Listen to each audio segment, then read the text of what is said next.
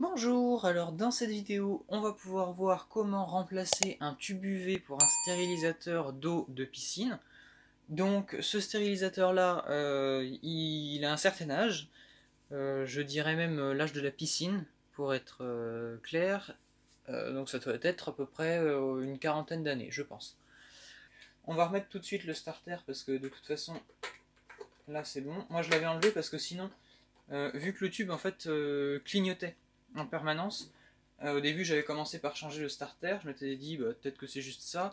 Je l'ai changé, ça marchait toujours pas mieux, donc du coup j'en ai déduit que c'était le tube qui était HS.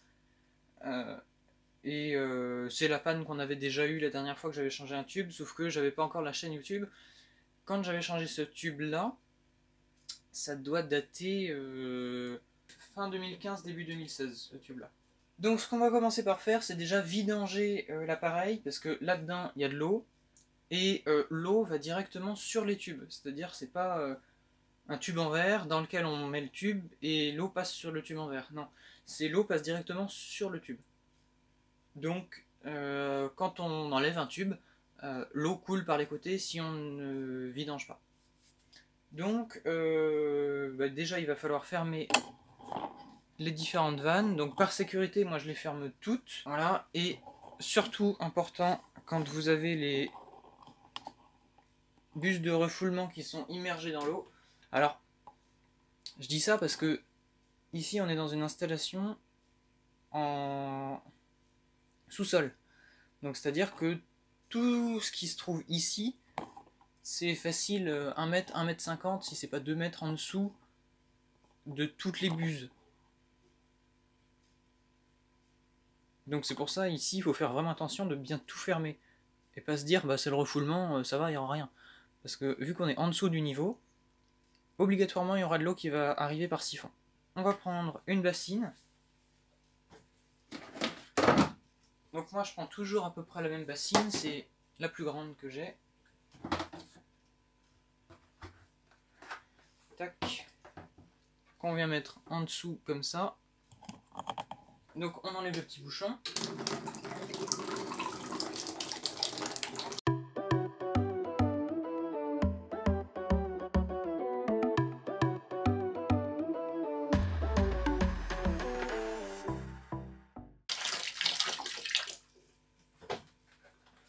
Petite pause juste pour vous dire que là, je sais pas si vous voyez, il y a une petite bulle. Donc par le voyant, pour voir si les tubes sont bien allumés ou pas, on voit le niveau d'eau dans l'appareil. Donc là, je sais que normalement, ça devrait être bon, je devrais pas en vider plus, mais par sécurité, je vais quand même tout enlever. Et là, on voit bien que ça baisse.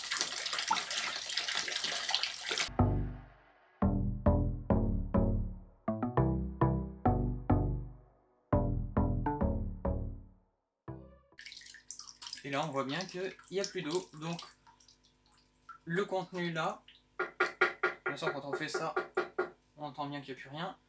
Tout ça, ça tient dans cette bassine là. Donc, il n'y a pas tant d'eau que ça à l'intérieur.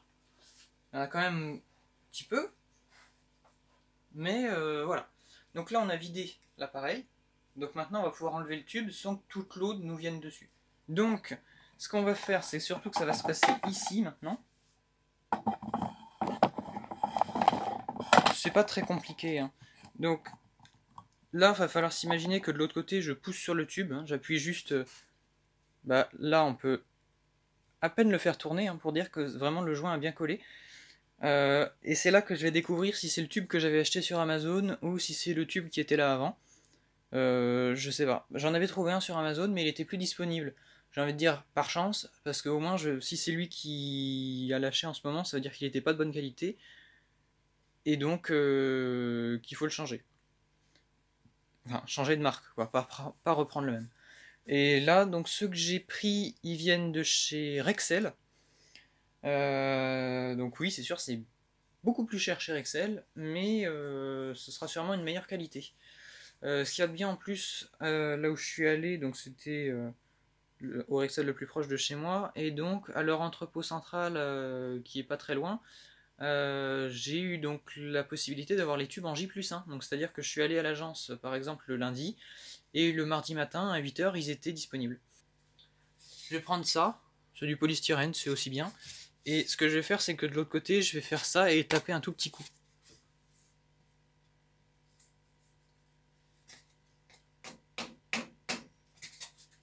Voilà, normalement vous l'avez vu partir un tout petit peu. Voilà, et maintenant il est libre. Donc, on tire dessus. Ah ouais, il est bien cramé.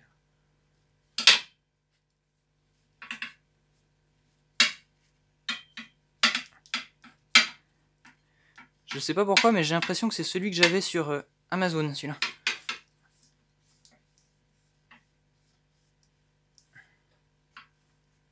Tu m'étonnes, il marchait plus. Le truc est noir d'un côté, et de l'autre, il marche à peu près. Ah, quoique.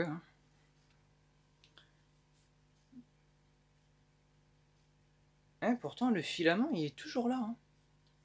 Donc, on va pouvoir sortir les joints d'étanchéité qui sont à l'intérieur pour remettre un petit peu de graisse, même si au final, on n'est pas... Non, bah non, je vais pas les sortir. Je vais juste prendre un petit chiffon, essuyer l'eau de chaque côté, et de chaque côté, on va remettre un tout petit peu de graisse dans les raccords, réenfiler le nouveau tube, et ce sera fini.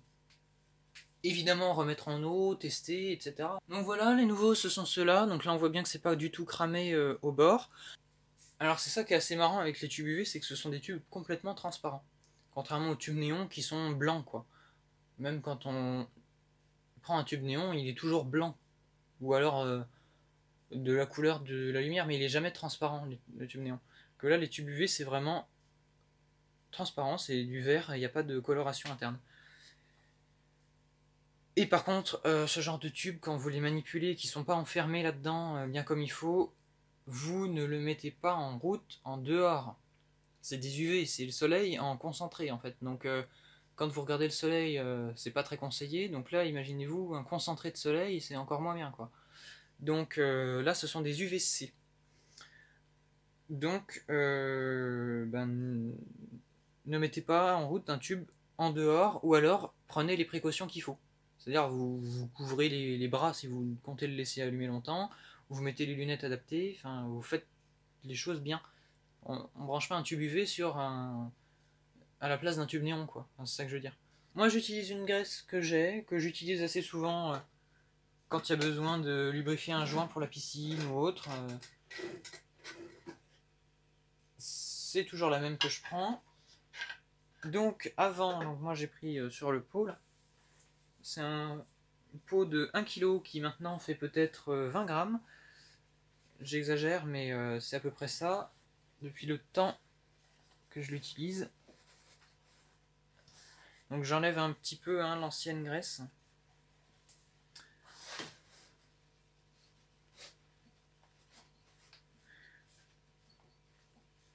Voilà.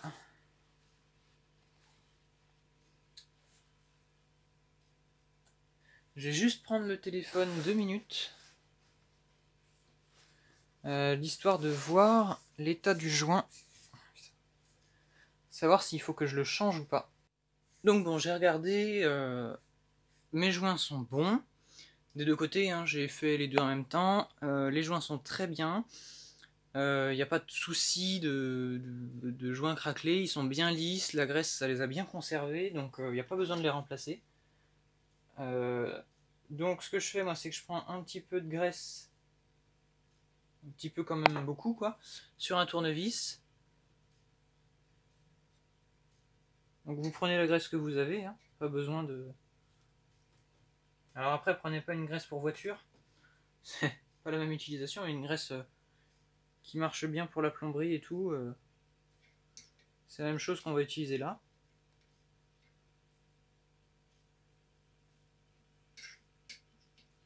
Voilà, donc je mets un maximum avec le tournevis, mais après je suis obligé de finir au doigt.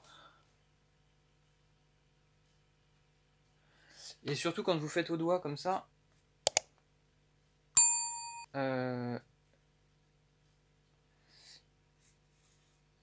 laissez-en. Parce que souvent on a tendance à trop appuyer quand on fait avec le doigt, et surtout pour cette configuration là, en fait, on risque de ne pas en mettre assez. Vaut mieux que ça déborde un tout petit peu et puis que limite ça parte dans le filtre ou autre, plutôt qu'il n'y en ait pas assez qu'on soit obligé de recommencer 2 fois la même chose. Donc là il y en a assez pour ce côté-là. Je vais faire celui-là comme je peux. Donc maintenant ce qu'on fait, c'est que on referme la graisse, il n'y en a plus besoin. Donc, le nouveau tube, comme l'ancien, on le passe dans le placard, ensuite on met le truc ici. Ah bah là, c'est tout de suite mieux.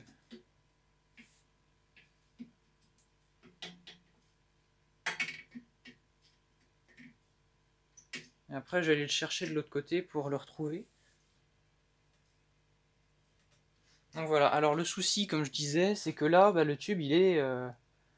voilà quoi, il bouge. Donc, il n'y a pas vraiment d'autre solution. Il n'y a pas de solution miracle non plus. Faut juste pas y toucher le temps que la graisse finisse par un petit peu durcir, quoi. Donc si vous avez mis de la graisse sur les électrodes là, enlevez-la parce que ça risque de crépiter un petit peu. Moi ça m'était arrivé l'autre fois, je me demandais ce qui se passait, mais en fait c'est juste la graisse sur les électrodes qui cramait à moitié avec l'électricité, donc faut l'enlever un maximum. Donc là ce qu'on peut faire déjà c'est le rebrancher. Comme ça ce sera fait de ce côté-là. Hop. Et voilà, et ce qui se passe c'est que quand on le rebranche, les trucs bougent. Donc là, ce qu'il va falloir faire, c'est poser ce truc-là sur le côté au fond, là. Donc pourquoi est-ce que je fais ça et que je le remets pas direct? C'est parce que je veux voir d'abord si ça fuit ou pas. Si ça fuit trop, ben va falloir le replacer. Hop. On rebranche la petite électrode là. Enfin, le truc, on essaye de centrer le tube à peu près.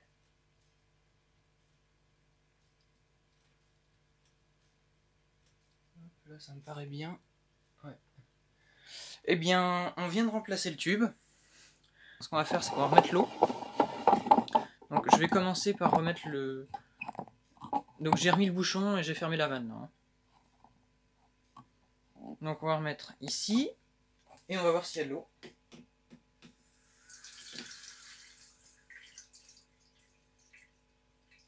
Et bien je peux vous dire qu'il y en a plus qu'un peu.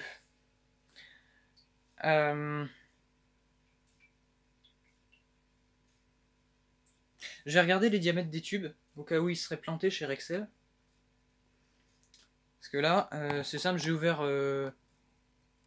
même pas un quart de tour, j'ai déjà eu ça qui est tombé. Hein, donc ça, c'est pas normal du tout.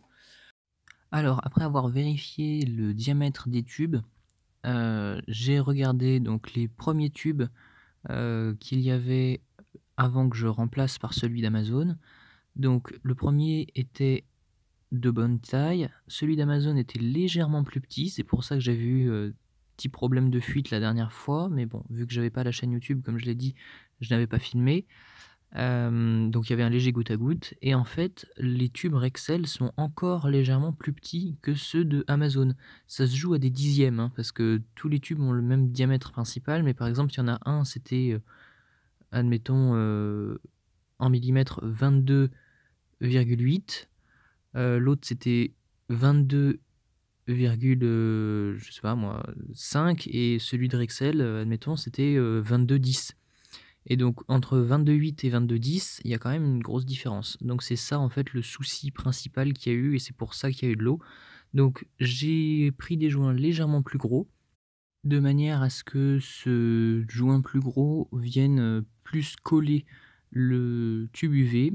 Et eh bien c'est selon moi la meilleure méthode qu'il y a, parce que ça ne venait pas forcément de Rexel, hein, parce que ce genre de tube, on ne peut pas les avoir vraiment plus gros ou plus petits. En fait, c'est la puissance du tube qui va déterminer la taille du tube. Un tube de 30 watts, ça aura une longueur et un diamètre. Un tube de 50 watts, une autre longueur, un autre diamètre, et ainsi de suite. Les anciens étaient vraiment plus gros, mais ça se joue, comme je le disais, à très peu de choses, et donc c'est pour ça, en changeant le joint, en prenant un légèrement plus gros, généralement, ça se résout très rapidement. Alors voilà, donc j'ai fini de tout regraisser comme il faut, de tout changer, de remettre les joints à leur place. Ah bah oui, là c'est pas pareil. Là je dois forcer pour que ça passe. Que tout à l'heure, c'est clairement passé comme ça. Hein.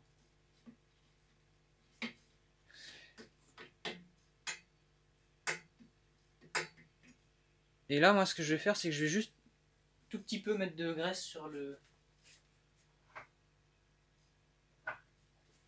Alors pourquoi je vais faire ça, c'est parce qu'en fait, de l'autre côté, il n'y a pas trop de soucis avec ça, parce que il y aurait très peu de frottement. Que là, j'ai fait passer tout le tube, donc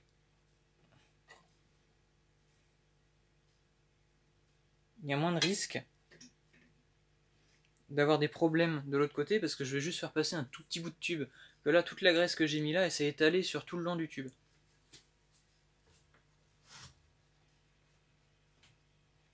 Donc comme tout à l'heure, je viens récupérer mon tube en face. Bah oui, tout à l'heure je trouvais que ça glissait beaucoup, mais là ça glisse carrément moins. Donc là ça va être étanche et ça va bien tenir. Il n'y a plus qu'à le raccorder électriquement et remettre l'eau, et cette fois-ci on va voir si ça fuit ou pas. Si ça fuit alors que j'ai à peine mis de l'eau, c'est qu'il y a encore un problème. Si ça goûte un tout petit peu, parce que tout à l'heure j'ai à peine mis l'eau, j'ai entendu l'air partir, donc là déjà il y a un problème. Que normalement j'entends pas l'air partir. Et voilà, maintenant on va remettre un peu d'eau.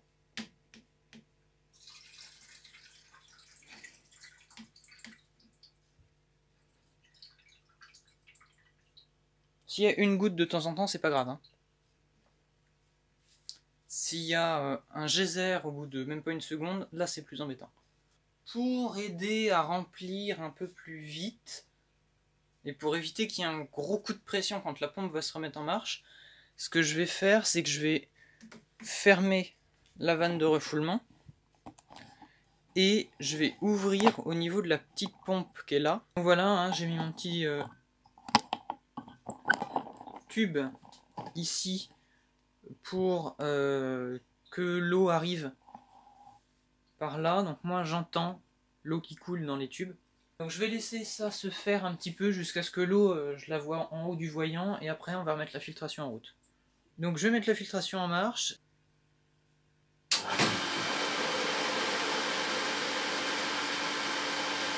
Et bien tout va très bien. Il n'y a pas une goutte à tomber des tubes. Donc je vais l'arrêter et je remets le courant après. Donc on remet ça. Je remets la filtration et j'arrive.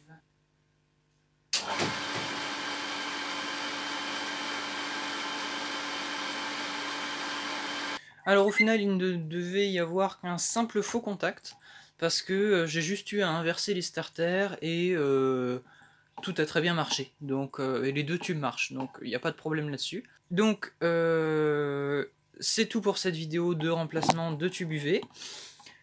Donc merci et à bientôt pour une prochaine vidéo.